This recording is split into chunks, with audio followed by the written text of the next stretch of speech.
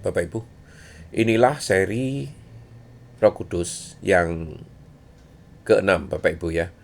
Berjudul hambatan yang membuat kita itu tidak peka terhadap Roh Kudus. Bapak Ibu dan saudara-saudara yang terkasih dalam Kristus, Roh Kudus itu setia, Bapak Ibu. Ia tidak berubah. Ia tidak berhenti berbicara. Tetapi Alkitab memperingatkan bahwa kita bisa mendukakan roh, memadamkan roh, dan mengeraskan hati kita ini. Kepekaan rohani bisa tumpul dan seringkali itu terjadi perlahan tanpa kita sadari, Bapak Ibu. Mari kita lihat beberapa hambatan utama ya. Apa saja yang bisa membuat kita ini jauh dari peka terhadap Roh Kudus. Pertama, dosa yang dipelihara, Bapak Ibu. Roh Kudus adalah roh yang kudus. Ia tidak kompromi dengan dosa yang sengaja dipertahankan, Bapak Ibu. Bukan berarti orang percaya itu tidak pernah jatuh ya. Tetapi ada perbedaan nih, antara jatuh dan bertobat dengan sengaja memelihara dosa, Bapak Ibu. Jika hati kita ini terus-menerus berkata tidak apa-apa, Tuhan mengerti, sementara kita menolak untuk berubah, maka suara roh akan semakin samar, Bapak Ibu. Dosa tidak membuat roh meninggalkan kita, tetapi membuat kita sulit untuk mendengarnya ini. Yang kedua, Bapak Ibu, hati yang terlalu sibuk, Bapak Ibu. Kita hidup di zaman notifikasi ya. Telepon berbunyi, pikiran terus bergerak, hati jarang diam. Roh Kudus sering berbicara di dalam keheningan. Jika kita tidak pernah berhenti, kita tidak pernah mendengar, Bapak Ibu. Kepekaan itu membutuhkan ruang sunyi, Bapak Ibu. Bukan karena roh lemah, tetapi karena hati yang bising, sulit menangkap bisikan yang lembut ini. Yang ketiga, karena kesombongan rohani.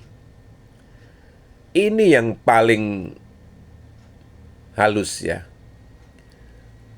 Merasa sudah tahu semua, sudah cukup rohani, sudah lama melayani. Kesombongan rohani membuat kita itu berhenti belajar. Roh Kudus berbicara kepada hati yang rendah, bukan kepada hati yang merasa sudah selesai, Bapak Ibu. Semakin seseorang dekat dengan roh, semakin ia sadar betapa ia masih membutuhkan anugerah ini. Yang keempat, Bapak Ibu, trauma dan kepahitan ini.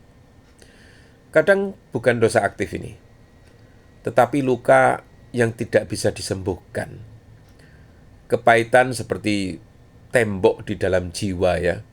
Roh Kudus adalah penghibur. Tetapi jika kita menolak mengampuni, kita menutup pintu penghiburan, Bapak Ibu. Kepahitan mengeraskan hati, dan hati yang keras sulit merasakan sentuhan roh ini. Yang kelima, ketergantungan pada emosi. Apa itu? Sebagian orang mengukur kehadiran roh dari perasaannya. Jika merasa hangat, roh hadir. Jika tidak merasakan apa-apa, roh jauh. Itu keliru, Bapak Ibu. Roh Kudus setia bahkan saat kita tidak merasakan apapun. Kepekaan bukan soal sensasi, itu soal iman, Bapak Ibu. Ada musim di mana roh bekerja di dalam kedalaman yang sunyi ya. Tanpa gemuruh, tanpa air mata, tetapi justru paling kuat di sini, Bapak Ibu. Yang terakhir, Bapak Ibu, ketakutan berlebihan ini. Ada yang takut pada roh karena pernah melihat penyimpangan ya. Akibatnya hati menjadi tertutup, Bapak Ibu. Takut dikatakan fanatik, takut dianggap aneh, takut kehilangan kendali. Tetapi roh Kudus bukan roh ketakutan.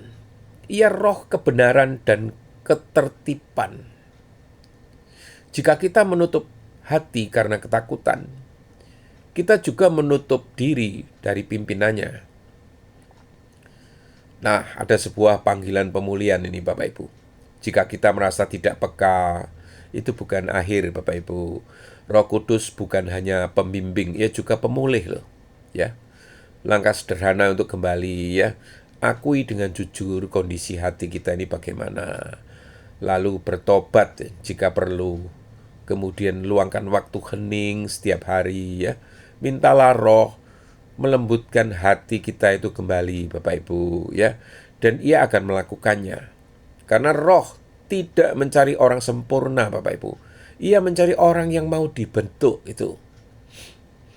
Bapak Ibu dan saudara-saudari yang terkasih, kepekaan rohani bukan tentang mistik ya, tentang menjadi lembut ini ya. Hati yang lembut itu cepat bertobat Bapak Ibu, cepat taat, cepat mengampuni ya. Dan hati yang lembut adalah tempat Roh senang berdiam Bapak Ibu. Jika hari ini Bapak Ibu merasa jauh, jangan putus asa. Roh Kudus lebih dekat daripada napas Bapak Ibu. Pertanyaannya hanya satu, apakah hati kita itu masih terbuka? Itu saja. Amin.